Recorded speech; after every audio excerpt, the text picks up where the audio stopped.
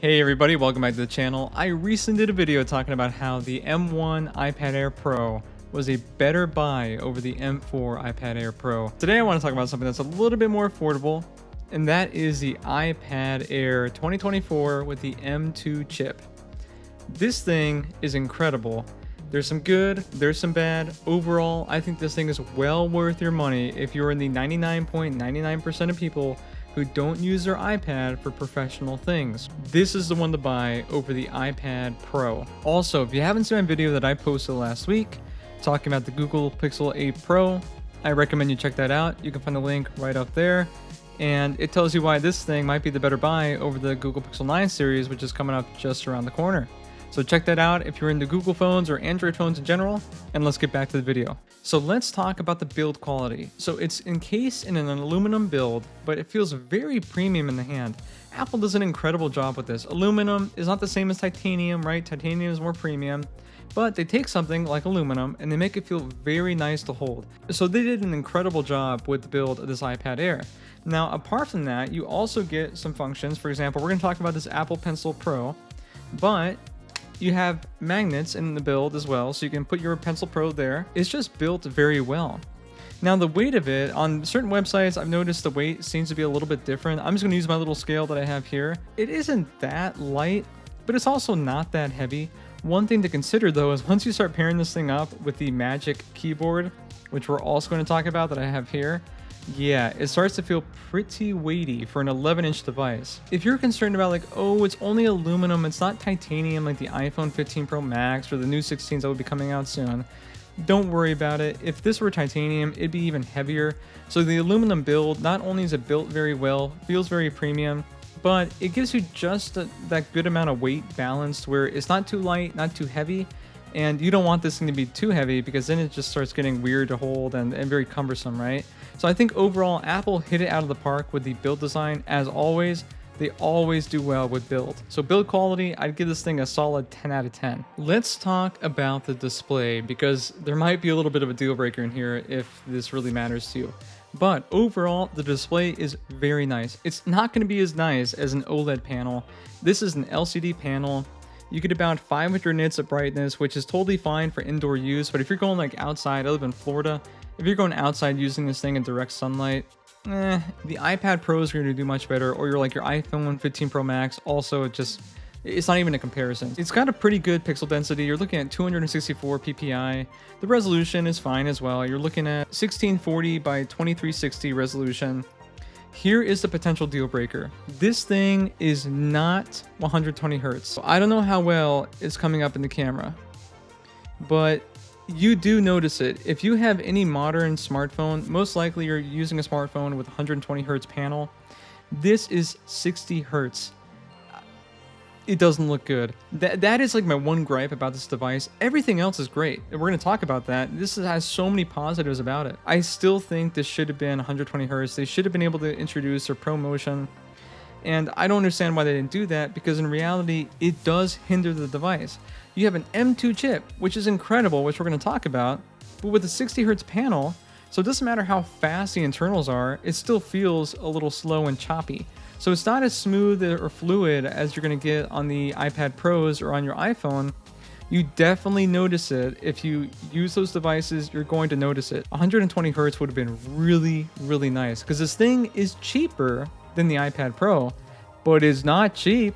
Okay, you're still paying a ton of money for this. Now let's talk about the RAM. I wanted to point this out because the thing is with the Pro models, if you go with the 1 terabyte or the 2 terabyte model, your RAM is upgraded from 8 gigabytes of RAM to 16 gigabytes of RAM. It doesn't matter how much storage you get on your iPad Air, you will always have 8 gigabytes of RAM. So if that's something that's important to you, it's a deal breaker, you want to use this thing for more intense tasks, which I don't even recommend you do in the first place, but it does come with an M2 chip, so you technically could, then I think you should just take a look at the iPad Pros. I will tell you that for what I use an iPad for, drawing, scanning documents, watching videos, playing some mobile games, just browsing social media, things like that, it's totally fine. You don't need 16 gigabytes of RAM to do those things. Now let's talk about the cameras. Now, I have said this plenty of times in every single video. I am not a camera expert, okay? I'm filming with an S24 Ultra because that's what I have. I don't know a lot about cameras. I will just tell you that, first of all, this is an iPad. You're not going to take this thing, and gosh, I hope you don't, to concerts to film or take photos of your favorite artists. You're not going to do that, right? This camera is mainly used for scanning documents. Maybe you notice something on your desk you want to take, include it into something that you're writing, or there's a diagram in class that you want to take a photo of and include it into your notes. That's what the camera is used for. It's not used for anything more than that. Fortunately, Apple also puts the camera in the horizontal position here. So this works great for like when you're FaceTiming and doing things like that. It's in the right position, especially have it mounted on the Magic Keyboard. It's in the position that you want it to be in. So in terms of the cameras, it's fine. I am going to do a comparison, and I understand. The Pixel 8 Pro is a better camera than the iPad Air, okay? We get that. It's obvious. But the comparison is for you to see just how much better is it, okay? How good is the camera of the iPad Air? I'm not going to talk about all the specs and all these things. I don't think the average consumer really knows or cares about it. You just want to know, to your eyes, what looks better. So here is an unfair comparison to my Pixel 8 Pro. Here you go.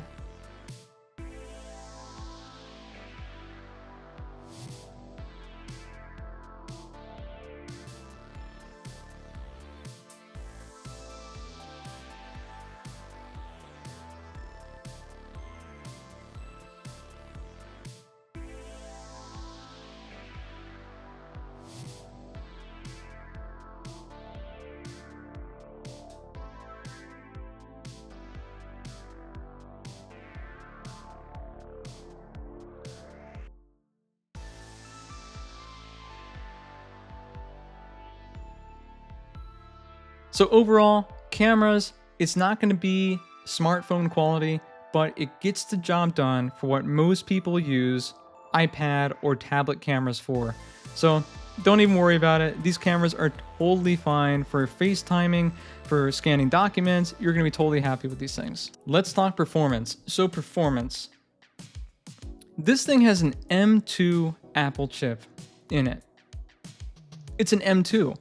My MacBook Pro has an M2 Apple chip. It's incredible. This thing is blazing fast. Not only is it just as fast as my MacBook, but I mean, you're using a software that is a lot more watered down than something like you would get on a Mac or a desktop or laptop device. But that can also be a downside, because it's like you got this Ferrari on your hand and you can only go up to 35 miles an hour. I wish Apple would open up their OS a little bit on their iPad devices, but I don't think they're ever going to do that, because then they're going to eat into their market of the MacBooks. So I understand a little bit as to why they don't do it, but performance, it's great. Is it better than the M1? Technically, benchmarks say it's better. Are you going to notice it on a 60 hertz panel running 8 gigabytes of RAM, you know, coloring photos and drawing pictures and playing mobile games and watching Netflix? No. At that point, I mean, just get an older iPad. But if you want to buy new, then yeah, the iPad Air is going to do everything you need it to do. Even if you want to like open up Word documents or Excel sheets and you want to work somewhat with the iPad Air, you can totally do that. This thing is going to get done what you need to get done. It's an M2 chip. It's fast. Let's talk about the Apple Pencil Pro, because yes, this is compatible with the new Apple Pencil Pro. This thing is incredible. I've talked about this in previous videos.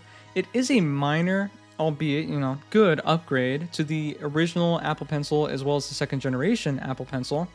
It can do things such as when you squeeze it, you get haptic feedback. When you do the double tap like the previous generation had, you also get very good haptic feedback. When you squeeze, you get multiple tools that you can switch to. It's a great, and you also get this barrel effect, which I talked about in my previous video. Here's a video of that. It's fine. Like, it does a great job. I will say though, again, it has a 60 hertz panel. You have this incredible tool with a 60 hertz panel. I really wish Apple would have given us 120 hertz. To me, if I were in the market like today and I didn't have the devices that I have currently, yeah, that would have been a deal breaker. 120 hertz, 60 hertz is a huge difference, especially when you're using this thing for like professional drawing. If you're a pro, you're using this thing because you're a very good artist. I am not. I can't even draw a rectangle. You might want to get the iPad Pro because you're going to get all the benefits of the Apple Pencil Pro. In addition, you're going to get the 120 hertz.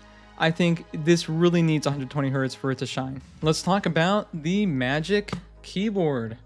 So I will say, overall, I think Apple did an incredible job on this thing. I will also say is that yes, it is very expensive. So if you just want the iPad Air as a companion to your other devices, you're cool using the on-screen keyboard, get some kind of portfolio case. Don't get the Magic Keyboard. But if you want to use this thing to write notes and maybe take it to class and things like that, I got some gripes with it. For example, like the trackpad is a little cheap. The feeling where you're going to rest your palms, it's going to get greasy and stuff from your hands. It doesn't feel that nice. But the hinge is incredibly sturdy. You have a few angles. I wish it went back a little bit more, but it gets the job done. It does fine. Where this thing really shines is the keyboard. This keyboard is incredible. To type on for long periods of time, this is a great keyboard. So if you want the iPad Air as just like this little, it's a small tablet that I can take to class and take notes on, this keyboard, you're gonna need to buy the Magic Keyboard. I can't imagine a better keyboard companion than the Magic Keyboard, because when you get your iPad Air, you see those 3 connecting dots right there, those pins? You take your iPad Air and you just slap it in there, and boom, it just slaps right in, and there you go. And it works as a case as well. So do I recommend it? 100%. It's pricey though, so if you want to save some money, you might want to look at alternatives. Now let's hear the sound.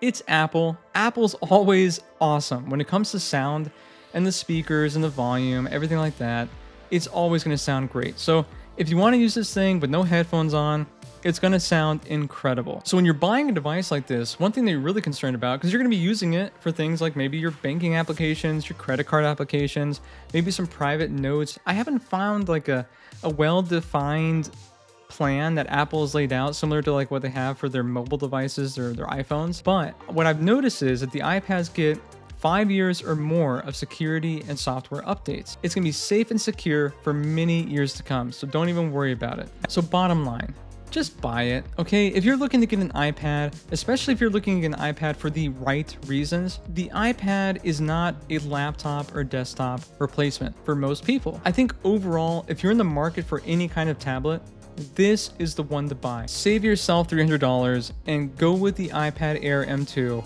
instead of the iPad Pro. If you like this video, please hit like down below. If you disliked it, I guess whatever, give it a dislike. But please subscribe for more. So many of you guys view my videos and don't subscribe. I've got so many more videos to come, and I will see all of you next time. And as a side note, if any of you guys speak Spanish at all, I recently started a Spanish channel called Gritino, which is also my nickname at home. Follow me at Gritino, and I will see all of you next time.